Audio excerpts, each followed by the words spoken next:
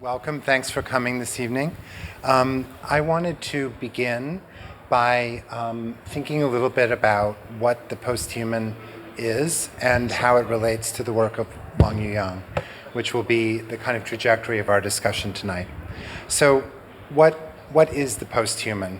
I want to propose at least two accounts of the prefix post or after. The first is after the human, which means in the case of posthuman thought in both philosophy and the arts, that human agency is dispensed onto networks, is decentered, is no longer at the heart of decision making, but rather the human is one element in a broader assemblage of objects, institutions, and technologies. Hence, human consciousness can no longer be the exclusive framework for thinking of agency. This is what's very important about the first notion of decentering humanity in the posthuman. Agency is distributed or spread out among several different actors. Objects, networks may have as much effect on events as human beings do. So if the first notion of the posthuman is after the centrality of human agency, the second we might think about is after the effects of the human. And what do I mean by that? Especially in terms of how human beings have polluted the earth, have led us into an era that is typically called the Anthropocene, an era that begins, the dates of its beginning are contested between mid-20th century, sometimes people say the 19th century, but the point of the Anthropocene era is that there comes a time geologically when the effects of human technology actually change the geology and nature of the earth through global warming, for instance. So the posthuman is also the after-human effects that create conditions and situations that may have been made by the human but cannot be fully comprehended or fixed by the human. So if the first sense of a post or an after human is a decentering of agency, the second is that we've entered into an era when human actions in their aggregate, such as global warming, have created a condition where human solutions are very difficult to find. And also where we as human beings begin to think of the world as having an agency that is beyond us, that will affect us in deleterious ways and that we can not truly solve. So introducing the notion of the posthuman into a context of art is particularly pointed and polemical because in modern times the figure of the artist is taken as the core or the epitome of humanness, right? When we think about artists, we think about people who are exercising creativity, physical skill, philosophical speculation, all of the things that are most exemplary in human beings. And in many ways, at least in the modern era, we could say that the artist is the exemplary human, as someone who embodies creativity. So if that's the case, and if an artist is then thought to be or enters into a realm of the posthuman, whereas I've argued agency is decentered, he or she no longer makes all the decisions, and the conditions of living are beyond human control, then what exactly is the artist after this? What does it mean to be an artist and posthuman at the same time? Well, first, creativity no longer lies in the artist himself or herself, but the artist becomes a tool in a larger system. So the artist becomes a kind of exemplification or performance of a certain kind of agency that is partial. He or she is involved in making decisions where he or she is also a tool, a kind of executor, as well as an agent. So we can begin to think about creativity as entering into a given situation or creating the conditions of a situation, but not necessarily controlling it, rather behaving within it. The second possible ramification of an artist entering into a post-human world might be thought of as largely aesthetic or conceptual, even epistemological. So what are the aesthetics of a post-human system? Well, I would argue that, first of all, the post-human tells us about logics that are beyond us. So what is the logic of a database? If you think about when you Google something, for instance, or whatever search engine you're going to use, sometimes if you don't Google skillfully, you get things that are strangely brought together with one another, where the connections are not clear. So the idea of a causal link is thrown out, and instead a different kind of thinking, a kind of what I've called in my own work an epistemology or knowledge based on search, becomes primary. A post-human art can think about the logic of networks, but it can also think about the affects of networks, what it means to be a part or a unit in a larger system or network. Therefore, instead of the artwork being an expression of a person, it instead begins to highlight the logic and the affect of systems. So finally, before I hand over the panel to my two colleagues, interlocutors, Wang Yuyang, who's to the far left, and Baodong, who's to my left, I want to say a few things about how Wang Yuyang's work itself engages with the post-human in at least three ways that sort of mirror the kind of field that I've sketched out so far. First of all, in terms of distributed agency, or the idea that the artist is part of a network rather than the inventor of a work fully from his or her own head. Wang Yuyang has made a series of works known as WWY hashtag that are based on a complex and multi-leveled set of databases and harvesting of social media, so that the artist, in fact, becomes a kind of node within a series of interlocking networks. In this sense, he actually is able to manifest both the logic and the affect of networks, as I mentioned before. Secondly, with regard to the Anthropocene, which I mentioned earlier, that condition where the Earth and experience through global warming has actually changed the conditions of life on the planet on account of human behavior, it seems to me that Wang Yuyang's many works in which he thinks about the moon, produces artificial versions of the moon, is interested in the moon landing, create situations that where the Earth is seen from a very different perspective. We see the Earth, let's say, from a moon's eye view. And this, to me, while it may not be directly related to global warming, does create a sense of the Earth as something foreign to us, as opposed to something that we inhabit. And I think that this is a very interesting way to enter into the Anthropocene, or a sense of the post-human as the after effects of what human beings have done to the planet we live on. And the third category of intervention that he's made within these contexts of the post-human is what might be called an exploration of the ontology or the being of objects. And I think here, particularly of a series of works he made where there seem to be ready-made collections of objects such as an office or a desk with a pile of books on China. And when you look closely, all of these works are actually breathing, or they seem to be breathing, in that they're expanding and contracting as a human being would do when they breathe. Therefore, in this case, he is giving us a sense of how objects in the world are animate. And this relates to the post-human because it makes clear that the human is not the only animate or animating force in the world, but only one amongst many. The idea of what life is can be defined and redrawn in multiple ways.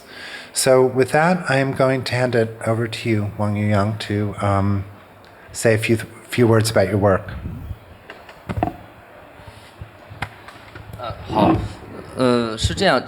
It's like this. Today is not entirely about introducing my work, and the discussion certainly should not be centralized only around me. Our theme is rather about the posthuman circumstances. In the very short few minutes that I will talk, I would talk very briefly about my work. However, David has already done that. Now, I will show you a film, a video, which is done in August, which was shown in my solo exhibition in August in this year, last year around the Dragon Museum, and have discussed about several aspects of the posthuman conditions. The first one is about objects with life, just like what David has described, the breathing object series. Another section is about some paper-made diagrams, and these I actually recorded the creation process of the papers, and I wanted to say that the paper has their rights to express themselves. The third part is about the demonstration of the subjects, just like what David has said. It's around halo, it's around the tree, and also the Wang Yang, the WW hashtag. This is a new series done in 2015. I released more of the rights owned by an artist. I built a system. Despite that it's built by me, however, when operating, the system becomes something that is not controlled by me. What I built is a computer. Its logic can create works, and some are installations, some are visual, some are behavioral work. I let go of my right as an artist to create. I become an implementer. I just implement what the instructions were given to me by the computer. For example, if it tells me to do an installation, that I would just do it. This is the process of it. Now, in the course of playing this video, I would introduce to you which one is which. Now, those that you saw did not fall into those that I described just now, because in the course of my creations, these are some of the other things that I have created. For example, this one discusses about light, which is not what we are discussing today, so I won't go into detail. This is the part about light.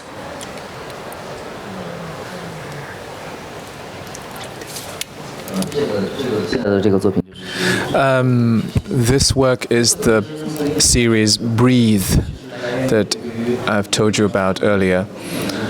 And we develop an affection for objects, for things, not just based on memory. But if we look around us, all these man-made items, including sky, including grass, have become a man-made, manufactured environment.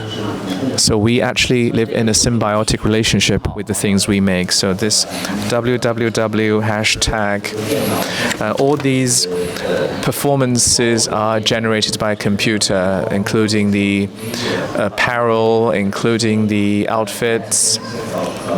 So first, it's been scanned, a lot of data has been scanned, and then the computer will generate and alter also the data stored in the computer and invent ex nihilo something that wasn't existing in the data itself.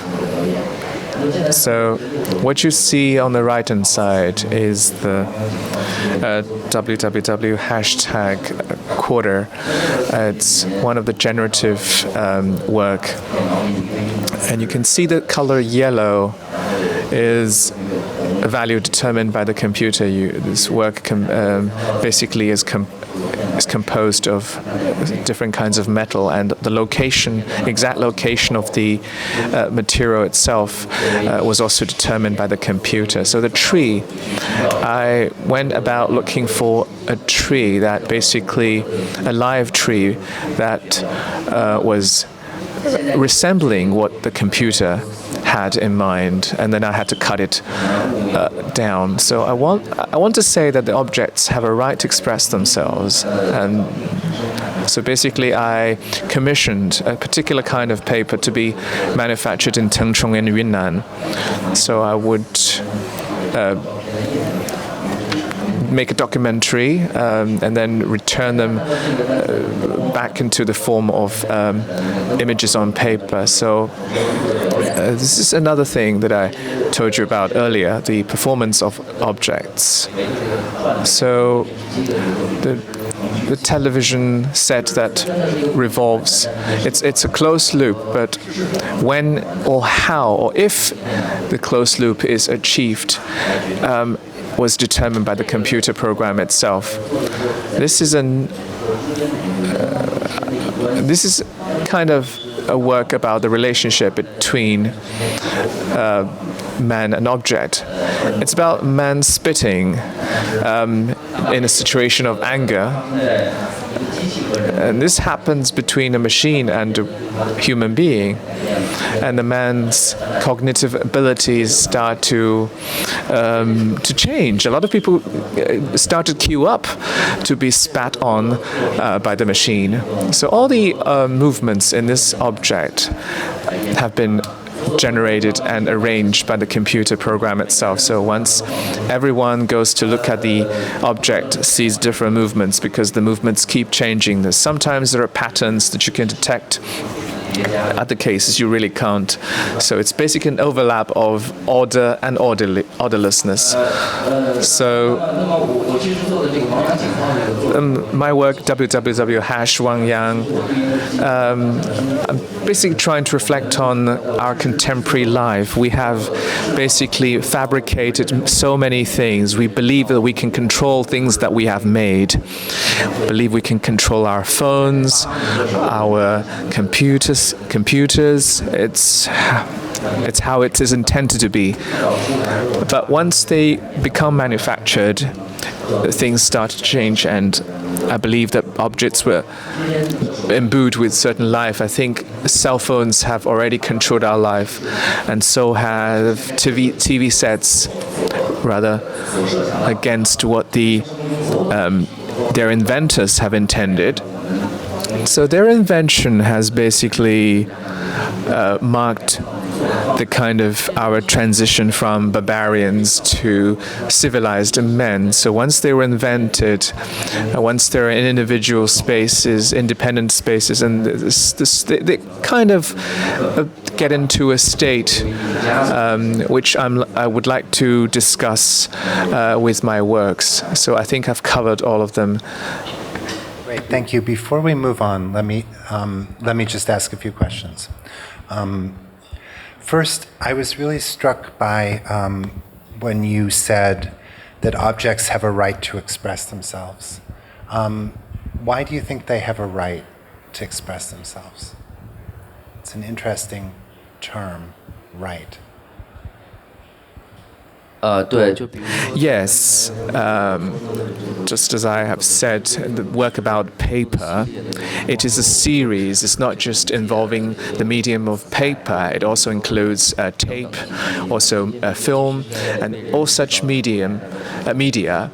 When invented by human beings, they were only there to document other people's lives, other people's images, other people's voices, so to speak, and that's the tasks. Those are the tasks they were given. They were signed, but in many ways they had the right, just as human beings, when we were talking about interpersonal relationships between men, it should be a democratic relationship. So why they shouldn't be entitled to a democratic, or be entitled to democracy as well. So when I make these works, it's of course what a human thinks about objects, but actually objects are constantly expressing themselves regardless of what we think. In just a sort of more basic way. I think it's interesting how you work with scientists, both software engineers and other kinds of engineers, I believe, as well in your projects. Maybe you could just say a word about how you collaborate, which is another kind of network in your work.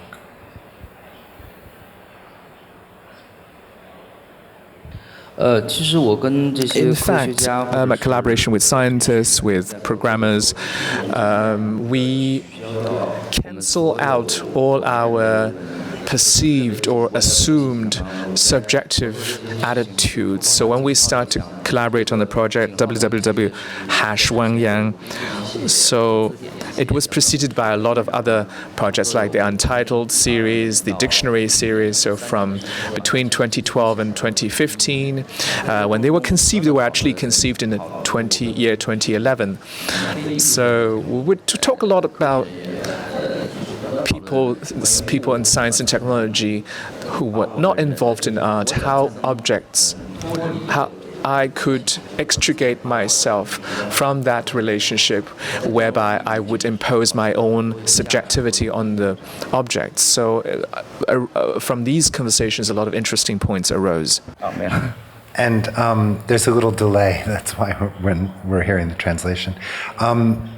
I also wanted to ask you, it's somewhat related to this. You do continue to make decisions. The computer gives you some choices. It makes some choices, as it were. But then you are also making decisions during these processes. And I wonder if you could tell me, is there a system about what things you decide on your own? Does it have to do with aesthetic choices, or what? What is your process? In fact, aesthetic issues, such as anything related to aesthetics, I really didn't cover that much with my works. If you look at the 1/4, that work, I totally didn't expect the way how it turned out to be, how it was exhibited in the Dragon Art Museum. It was basically had to do with Zhang Ga, the curator. He himself came and picked up a particular piece of work. So in a given time period, I just was able to generate these works. So it's the same situation as today, when curator would have the decision-making power. So I wasn't involved in this whole process. I basically was involved in the process of constructing a particular program. So I tried to overrun it with data so I could impose, well, I can kind of just eradicate my own personal predilections. I have these 3D models. I have probably millions of them. I bought a lot of them from eBay. For example, I bought tons of these models, construction models, Disney models, stone models, human models, etc., etc. All such models. It took 2 years to complete all these purchases, and I bought from as far as Britain and United States. I also stored quite a lot of imagery, probably even more documentation, religious, fictional, or philosophical. It's like a database. And the database, when I was constructing the work, the database was kind of like a storage of human knowledge. And when human beings respond to external challenge, the computer itself would also search on the internet on its own, trying to find information that it found useful. So once you have a particular database, you will respond to external stimuli. You will I would turn a particular school of thought, a particular school of painting into a new algorithm. So, for example, we write a lot of algorithms. The computer will just cancel as it runs on its own. It doesn't reflect anything of my own input. I cannot really determine where I am in this computer's scheme of things. One last question before we move on. I would love to hear you say more about your fascination with the moon, which interests me quite a lot. I mean, you are interested in making artificial moons from light. You're interested in the Apollo moon landing and also in Chinese stories about the moon. Why? What's the draw of the moon for you?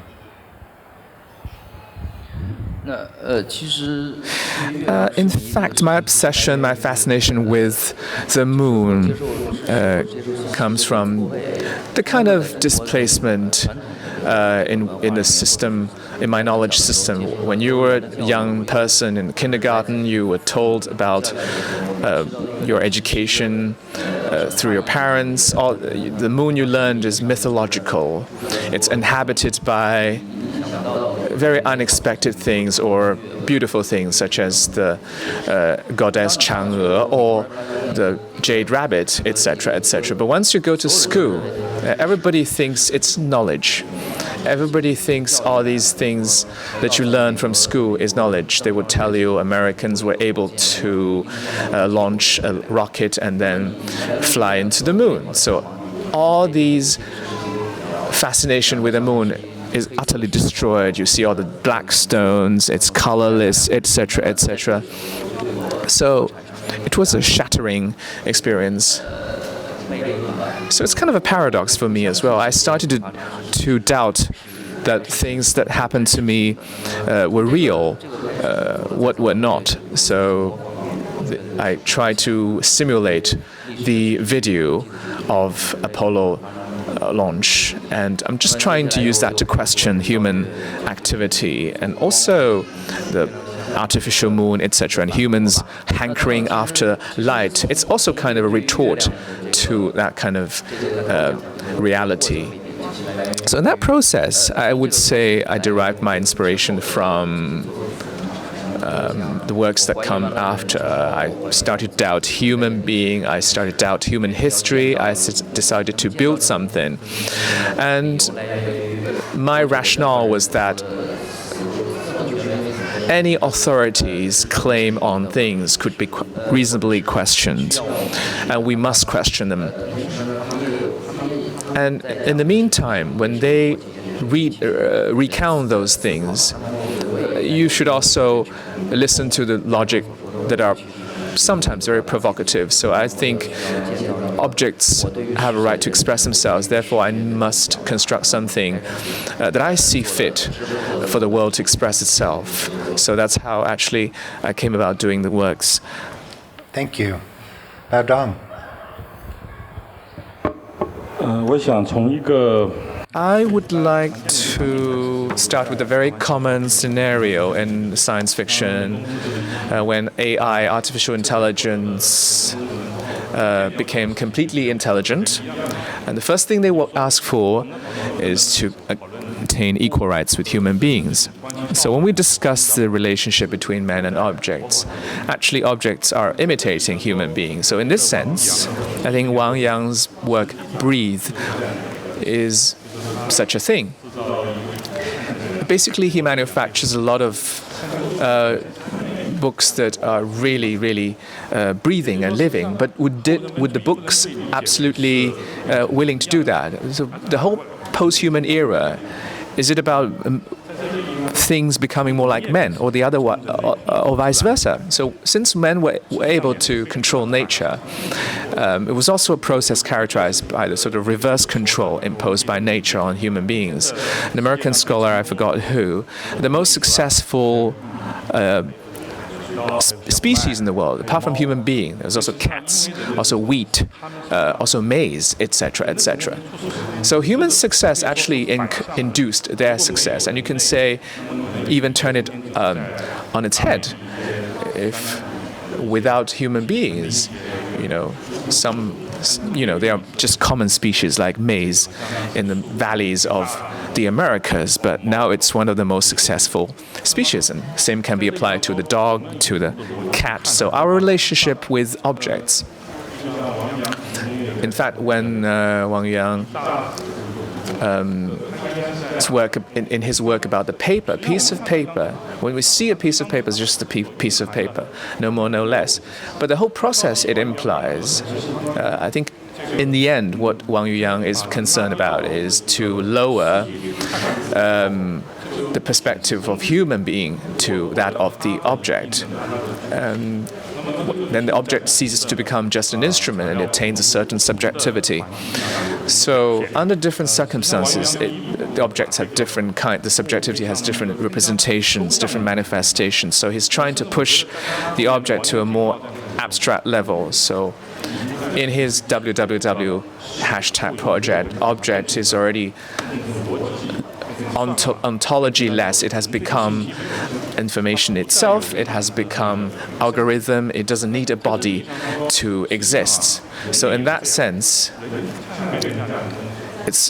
human beings have become such that our body, our time can be controlled precisely. Our body can be refabricated by medication.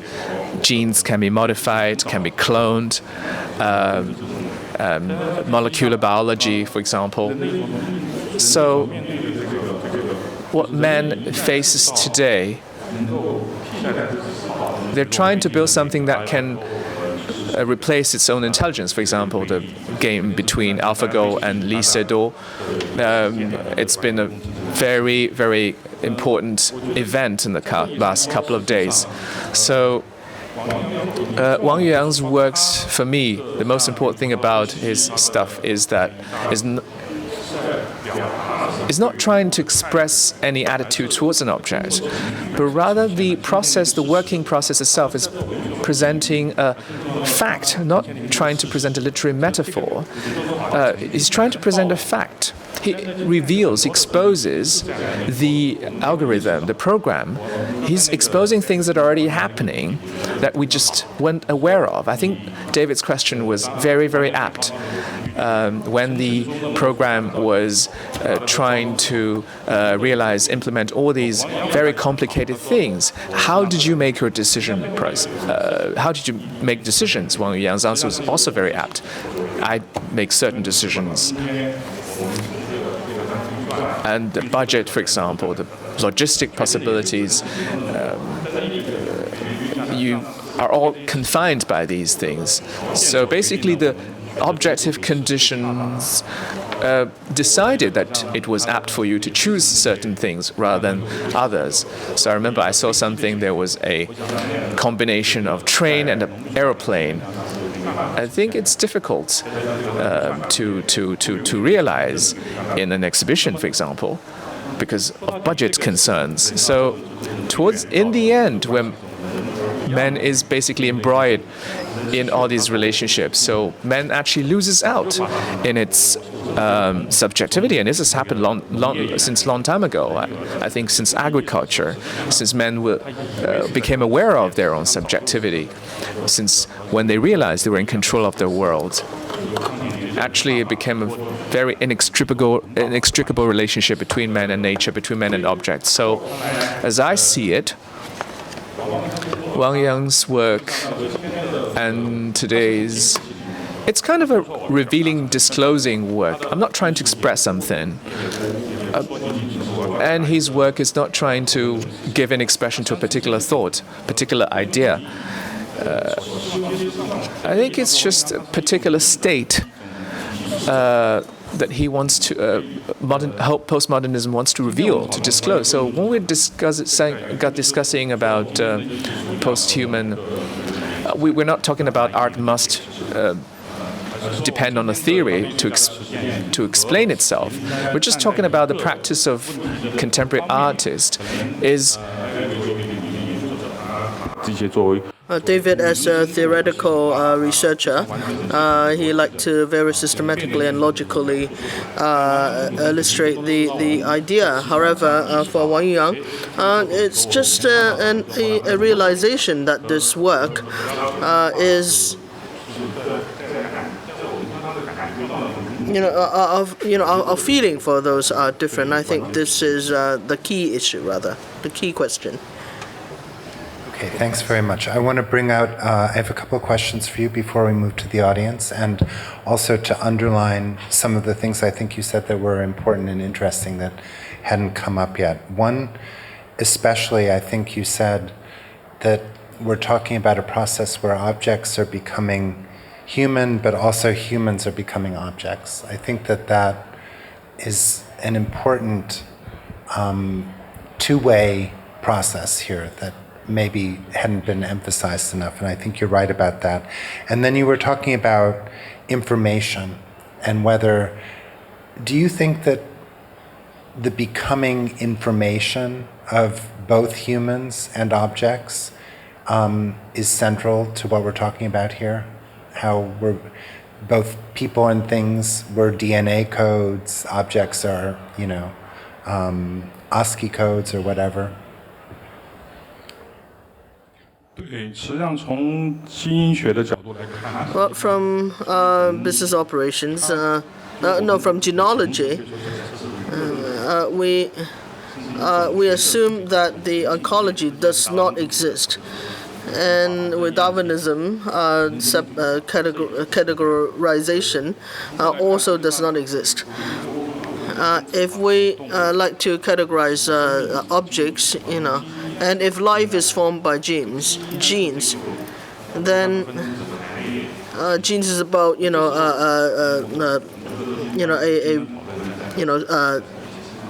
ranging or an ordering of certain genes and chromosomes, and we give this a kind of political suspicion, and this is based on humans. That when we cast such a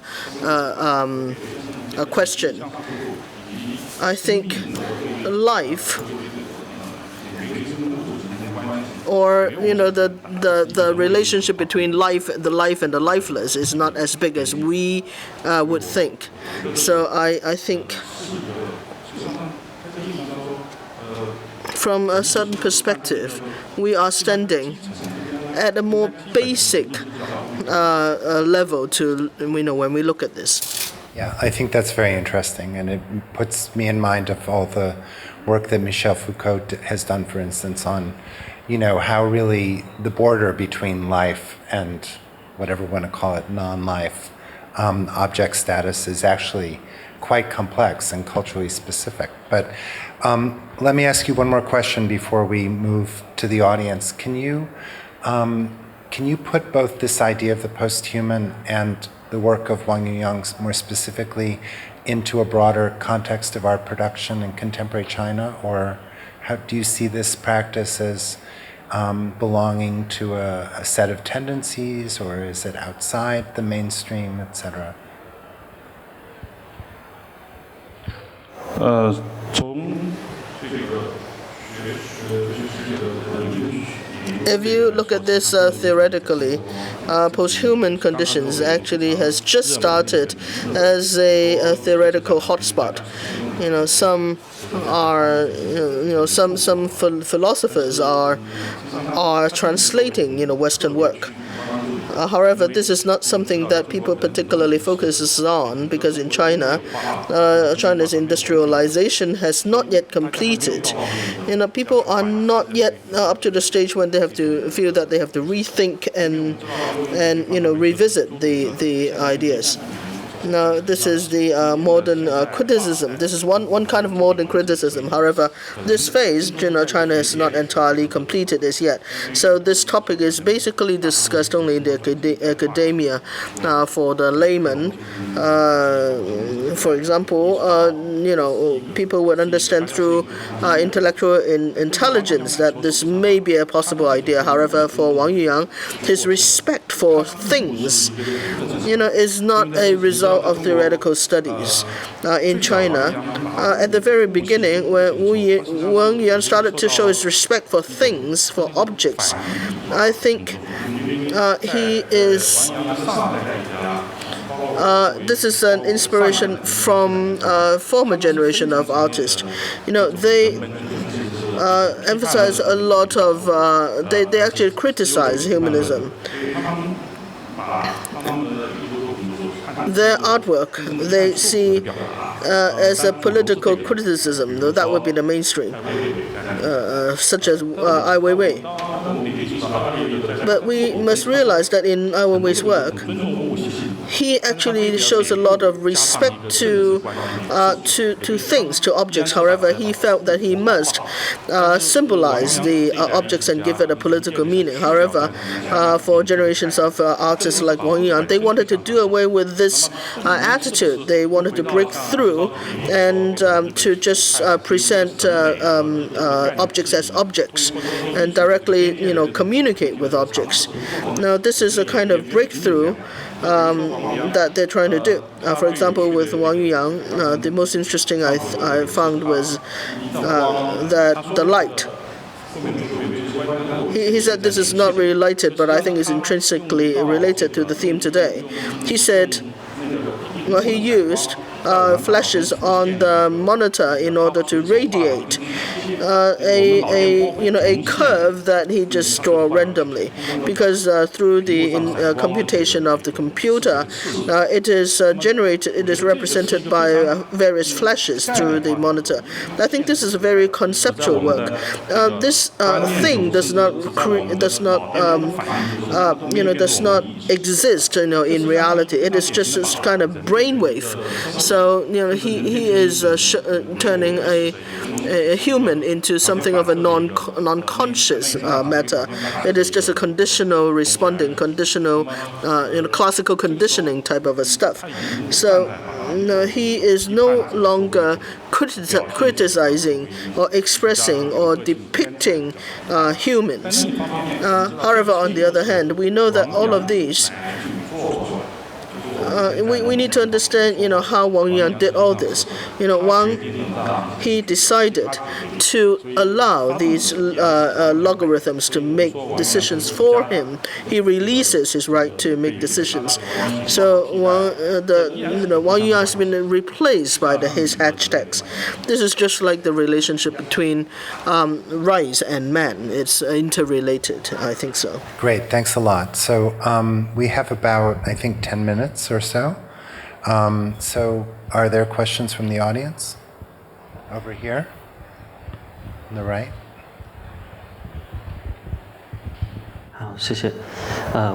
Thank you. I'd like to ask Wang Yuyang a question. Actually, two questions. First is, just now, many of your work has illustrated relationship between man and objects. When men create objects, they have never thought that in the posthuman conditions, object can control man. Now, apart from the human race, do you see the same trend or same phenomenon happen in the animal sphere? When animals evolve, would there be anything that they do or they create that in turn have an impact on them? Secondly is when you talk about copying, the transcending of humans. Is this something that you were the first one to do? I mean, is this this art piece, are you the first one who did this? Actually, we are all hesitant to the moon landing for the human race. But are you the first one to show this in the artwork? Since we have said that object has life, object can think, and object can change our livelihood. Well, I would think that the same would apply for plant and for animals, and they can actually create a change for humans. In my work, I wanted to discuss, human making objects, because I think it is more related to us. I've always been thinking as an artist myself, the objects, the art, what is it exactly that they can generate and be symbiotic, with humans in this space here. This is more like the center of my consideration. At the beginning, I have not perhaps considered conceptual concepts like posthuman conditions. I was more thinking about between me and the objects, what are the relationship? What are the relationship between us and the things that we make? And as for your second question about Americans landing on the moon, I have chosen this theme not only because I wanted to specifically talk about this matter, this very strong power that is the USA. It is also a trial of human race departing from Earth, where our habitat. It has political, economic, and scientific impacts. The biggest doubt I have about this is what kind of impact does it have on the human conditions? I'm not targeting a certain event or a certain country. I think anything in this world can be doubted, can be questioned. Hello. I have two questions too, also about nature and the animals and humans, including those relationships that you have always been talking about between human and things. Through the breathing objects, you assumed that the static objects have life and they can breathe, and they also have the right to happen, to take place. And I recall that in Chinese there is a special character that describes an object. And why is it that? Why do you think that we are using the same word to describe those lives that are non-human as well as those objects? Does it have to do with our sort of brutal or cruelty towards animals?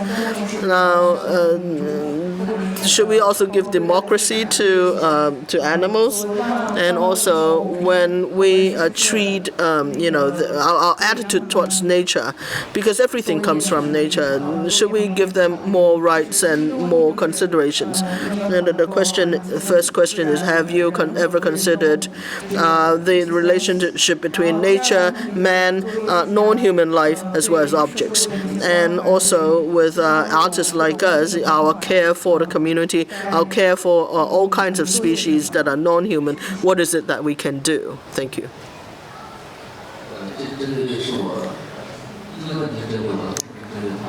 Your first question's for me. The other questions are for the others, right? Well, the first question.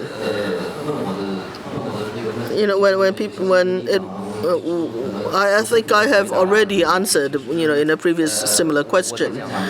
What I meant was that I pay more attention to the relationship between man and those things that they made. And the assumption is that we are already paying attention to the relationship between humans and plants and animals. And I have already started to consider the relationship between animals and plants. But what I did less was those things that we do not believe have a life or can breathe, or those things that were made to us, made by us with the animals. What I wanted to say is that it did not really, bring forth any thoughts about democracy, or any consideration from this aspect. I don't think so. What's the second question? About animals and yeah. I think there's been some interesting theory on animals in terms of people like Donna Haraway, who has talked about companion species as a kind of way of thinking about both how animals and humans co-evolve and are living together, but maintain really strong differences. And her work also has to do with technology. So in an interesting way, the animal is a kind of other on the other side to technology. It does seem to me that there are a number of artists who are thinking about animacies of various sorts, which include incorporating some sort of references to animal spirits in their work. Do you want to add something? Or?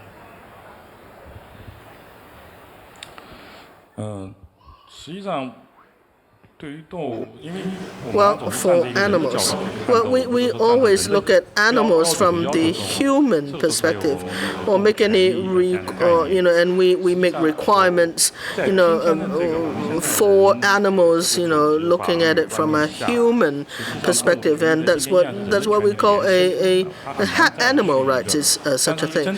Well, if animals' right is an extension of human rights, then it's quite logical. But if we are talking about post-human conditions, then there's no such thing as an animal rights, because this is another type of right. This may not be entirely the same concept as the human rights.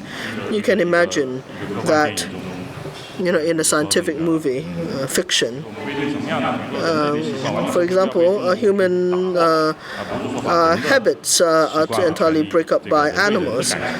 And human to human compassions. No, we cannot. If we do not make any adjustments and just simply reflect or put that onto the animals, I think this is an entire change from a deviation from the human ways of thinking, the so-called rights-based mentality. For example, if the aliens perhaps exist as a group instead of as individuals.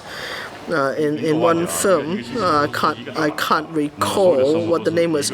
One planet is one big brain, and this is something that humans are feel more scary about. In those Hollywood movies, you have a lot of such type of a fear, and all of these fear are built on the fundamental basis that humans have, using the so-called human-based, individual-based ideology. Okay, I think we have time for maybe one more question. There's one up here, near the front. Thanks. This is a question for David Joselit. I guess I just want to hear about your views about the political implications of posthumanism.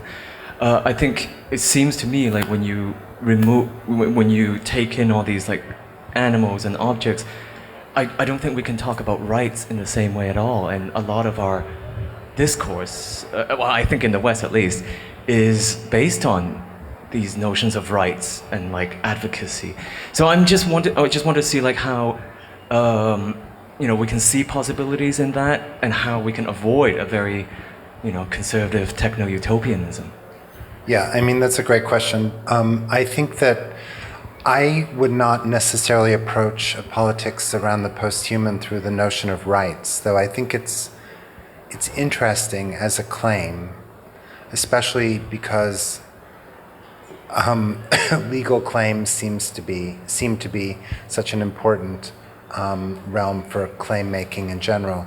I think the political potential here is the importance of thinking beyond human agency as the kind of solution to the problems that we're faced with. I think that what the Anthropocene, or global warming, if one prefers that, shows us is that our actions lead to actions that whose effects ultimately can't be anticipated because they have exponentially large consequences. And therefore, if we're thinking only about our own energy production and not about a more systemic notion of, what do we owe the world that we live in? What kind of respect? I think for me, maybe instead of rights, rights are a kind of codified form of respect, but if we think about respect for water, for animals, for this, for that. Maybe different kinds of decisions would have happened. So I see the politics as getting beyond the idea that our goals and actions.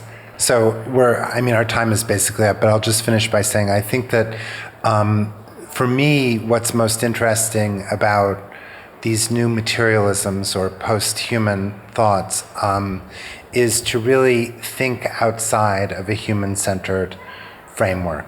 And that's one of the things that I've responded to in Wang Yuyang's work, because I feel like, for me, what I'm interested in are those objects that have a logic that I don't think an artist who is inventing a composition from his or her head would have done, because they're not really composed, but nor are they really serial. There's some kind of strange way of bringing things together that looks really odd, and that, I mean, in a good way. And that, for me, leads me to think about other ways of thinking that aren't just, our habits of thought. So, which I think is political. I mean, I think that it's not necessarily political, but I think it can become political. So thank you all very much for your attention, for coming tonight. And thank you both. Thank you.